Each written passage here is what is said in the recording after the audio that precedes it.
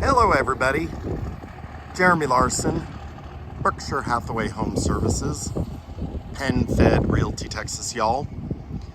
So what is the point of a pre-sheetrock meeting? The whole point of the pre-sheetrock meeting is to ensure primarily that the structural elements of a home under construction is being done as originally planned by the builder or ordered by the customer. My customer purchased this home, went under contract with the builder as the house was already planned, but we've been involved in the entire construction process because it hadn't been started yet. So we just had our pre-sheetrock meeting. Some pre-sheetrock meetings with builders last a very long time. Some are quite quick. This was with History Maker Homes. It was actually quite quick, and they were ready for it.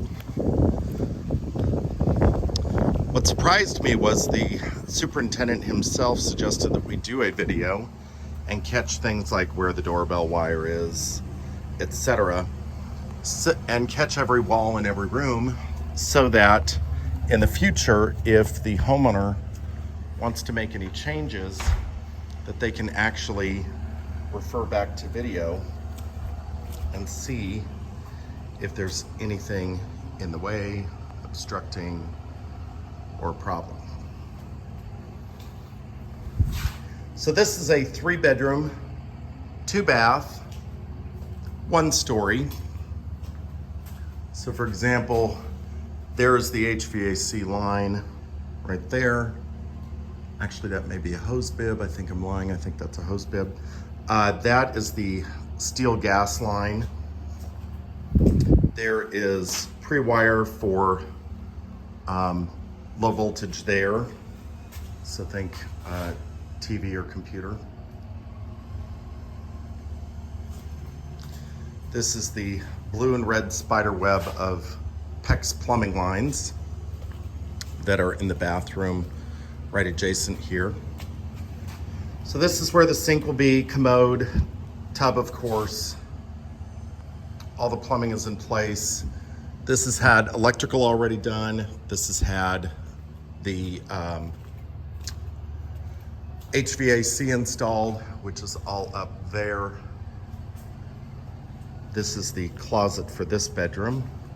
Door will go right there. This gray material here is called thermoply, and that's actually to enhance the wind resistance of the house. I did some little archways here that you can see. This is a light switch. Of course, you'll see a bunch of those around the house. They've done a really good job. Very tidy on their construction so far. There's the attic pull down in the garage. Get out there in a second. This is a space for a mud niche or drop zone inside the house. This house was built with a truss system. They are phenomenal, but I will say that that's kind of a minority of builders that do that. So this is the washer box, hot and cold, outlet for the washer, cutoff valve. I think that cutoff valve is for the whole house. I meant to ask the builder. Dryer. These steel plates here are to prevent the sheetrockers from nailing, or someone in the future from nailing into those pipes. That is the dryer line going up and out the roof. Those little guys right there are exhaust fans. This is a home run can for all the low voltage, those green and black wires to come back in. And then there's a Smurf tube that goes out, all the way out to the garage on the side, so that when the homeowner moves in, the utility companies can easily tie in.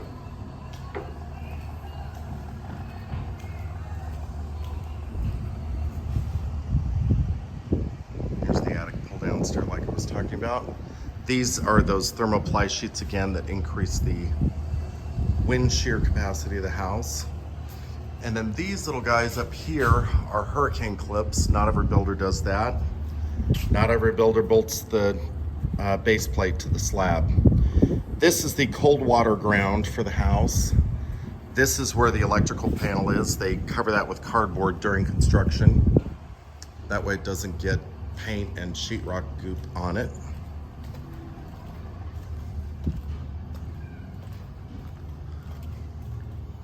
This is the great room.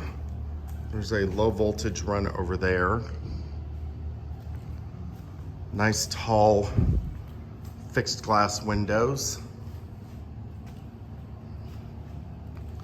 This is pony wall for the island. That's the loop for the sink. Outlet for the dishwasher. Outlet for the garbage disposal. That is the refrigerator water line. Outlets for above the cabinetry. And that is the outlet for the stove, maybe. You know, I think we have a built-in oven. I'm guessing we have a built-in oven on this one because there's wiring there as well as 220 over there. So the stove goes over there. Corner pantry. There's the exhaust for the vent hood. There is the gas line, so they'll snake that under. A lot of builders plumb for both electric and gas in the kitchen. There's a coat closet. Double switch for the family room. I want to make sure I'm getting all these outlets.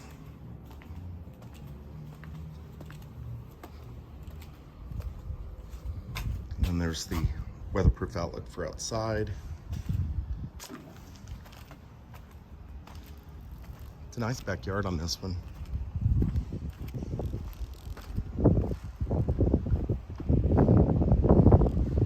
That is to exhaust the attic space of all the hot summer heat that we're experiencing.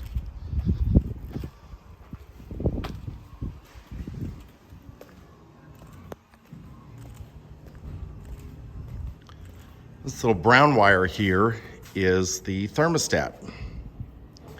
This is the door opening for the primary bedroom, formerly known as the master. That board there will come out. That was just to brace during framing. That's another hose bib for the back.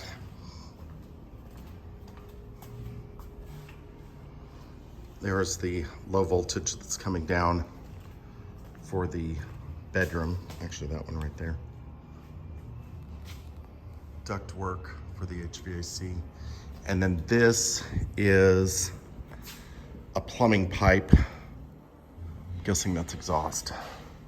Probably for the, guessing for the kitchen. Here's the exhaust for the plumbing for the sinks.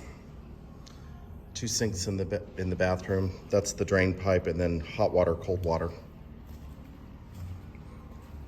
Nice soaker tub. That has the valve already in place for the plumbing, as does the shower. They're doing an acrylic shower pan here, pretty good sized one. And then there is a commode closet with those pipes are wrapped because they back up to non-air conditioned space. And then here is closet number 1.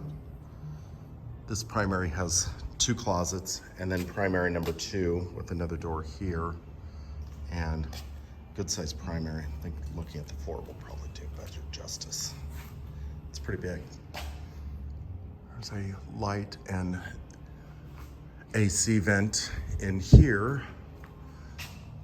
One in the bathroom. There's the exhaust, and then there's the wires for vanity lighting there and there.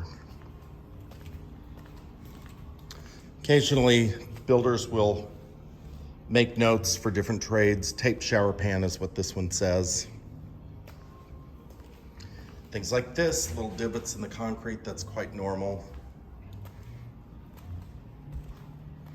I really get a kick out of home building. It's a lot of fun. Builders can make it either more fun and very tidy like this has been, or they can make it more stressful. So, bet you can tell which one I would prefer. Hope you enjoyed watching that. Have a great day. Bye-bye.